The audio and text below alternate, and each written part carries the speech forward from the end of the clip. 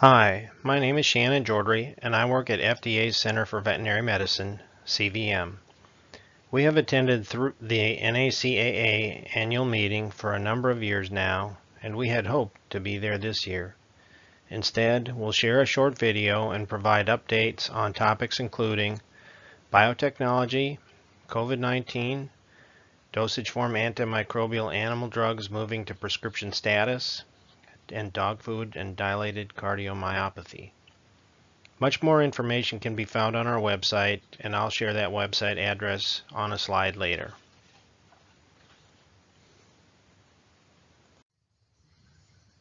Biotechnology has become a fixture in U.S. agriculture, widely used in crops, animals, and in cloning. FDA expects it will continue to be an important technology. Congress funded an educational campaign in 2017 to ease anxiety over biotechnology, asking FDA, USDA, and EPA to provide consumer outreach about agricultural biotechnology and about biotechnology-derived food products, including animal feed. These agencies will distribute science-based educational information about the environmental, nutritional, food safety, economic, and humanitarian aspects of biotechnology and what effects it will have on these food products. The educational campaign began in May 2020. The information already released includes a website titled Feed Your Mind that you can find by typing FDA Feed Your Mind into your internet search engine. The website contains fact sheets, infographics, and videos. It's necessary that consumers, Congress, and government agencies are all talking about the same thing, so agreeing on terminology is important. The most common term you've probably heard is genetically modified organisms, or GMOs, which is very broad. It can refer to conventional crossbreeding, such as crossing two varieties of grain to create a hybrid. Although to many people GMO likely means the use of engineering done in a lab to change a plant or animal's genes. Another term you'll hear is genetic engineering, or GE, which refers to products that have been manipulated at the genetic level, either through gene insertion or gene extraction, to change the makeup of the gene. This term generally does not refer to selective breeding. Congress has passed legislation designating food developed through biotechnology as biologically engineered, or BE, food. When the National Bioengineered Food Disclosure Standard takes effect in January 2022, it will require labeling of BE food. BE foods contain detectable genetic material that has been modified through certain lab techniques that cannot be created through conventional breeding or found in nature. BE foods are very common. In 2013, 95% of canola and over 99% of sugar beets harvested in the U.S. were BE. And in 2018, 92% of corn, 94% of soybeans, and 94% of cotton planted in the U.S. was BE.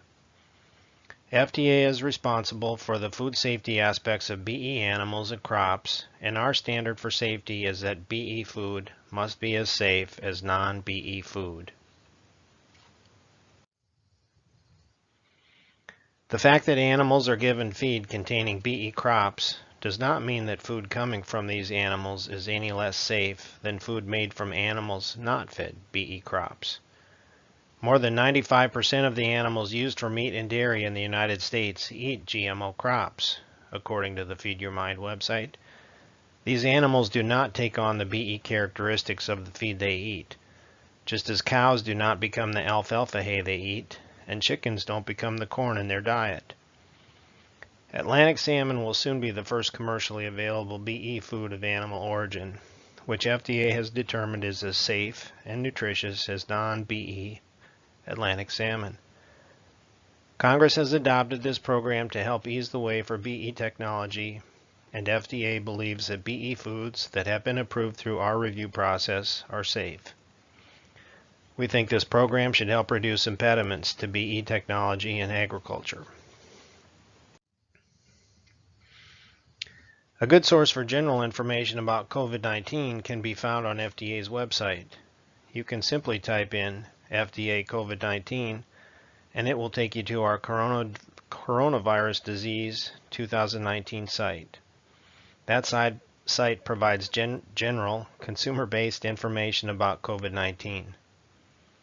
We do have a number of frequently asked questions about animals, pets, and animal drugs, which shares quite a bit of information about animal health and COVID-19. There is currently no evidence that animals are a source of COVID-19 infections in the United States. That said, a small number of animals in the U.S. have been infected with COVID-19, and we believe pets should be protected as much as possible from infection so they don't transmit the disease to another animal or person. Other questions on this page address livestock issues.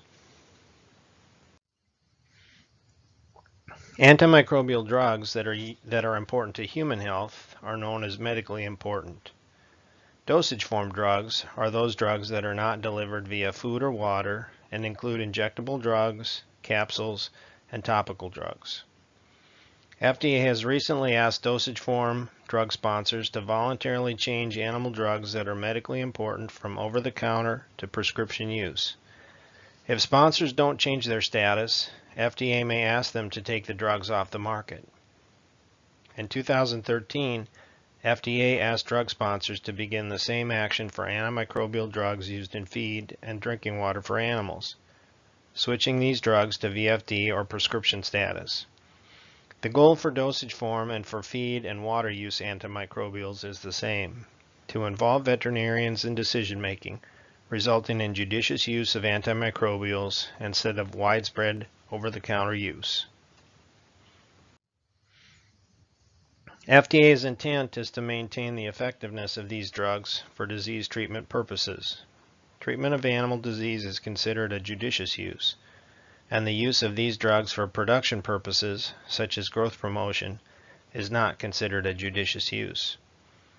These drugs are required to be used under the oversight of a veterinarian, and the requirements are intended to keep the development of resistance as low as possible, while still providing the animal with the drugs necessary for treatment of disease.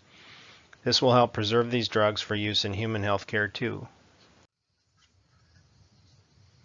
FDA's next step will be to require all medically important dosage form antimicrobial drugs to transition to prescription-only status. This change is described in FDA's Draft Guidance for Industry No. 263, announced in September 2019. A list of antimicrobial drugs with a proposed change in status is posted on FDA's website. The change will apply to both pioneer and generic drugs. The guidance is available on our website in draft, meaning we are still taking comments on it. When it is made final, FDA would like to see the changes made within 2 years, which will give animal producers and owners, as well as veterinarians and drug distributors, time to adjust. These steps announced since 2018 are part of FDA's 5-year action plan for supporting antimicrobial stewardship in veterinary settings. The plan uses risk-based approaches to evaluate new or already approved antimicrobial drugs and work with stakeholders, including livestock producers, to implement change. The action plan includes 3 goals. One is to align antimicrobial drug products with principles of antimicrobial stewardship, focusing on using these antimicrobial drugs under a veterinarian's oversight. 2 is to foster stewardship of antimicrobials in veterinary settings, which includes educating animal agriculture about judicious antimicrobial drug use. And 3 is to improve our ability to monitor data on antimicrobial use and the development of resistance. My last topic is a feed safety problem we're working on, identified just a few years ago and apparently associated with diets, is that dogs have been suffering from a heart ailment known as dilated cardiomyopathy, DCM, resulting in an enlarged heart. This may cause the dog's heart valves to leak, leading to a buildup of fluid in the chest and abdomen, and the result can be heart failure. The underlying cause is not known. It could have a genetic component, and typically affects large breed dogs, but not always. Dogs not known to have a genetic predisposition to DCM have been afflicted with it as well. Diets high in legumes or potatoes are often labeled as grain-free pet food, but we don't know if these ingredients cause DCM.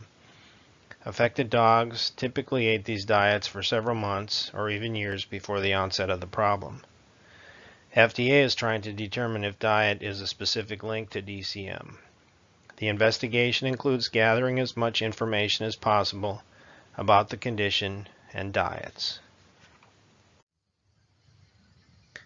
I would like to leave you with these takeaway thoughts as we conclude today.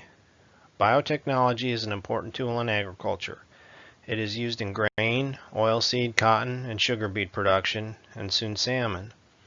FDA is working with USDA and EPA to explain more about uses of biotechnology, regardless of whether you refer to these products as GMO, GE, or BE.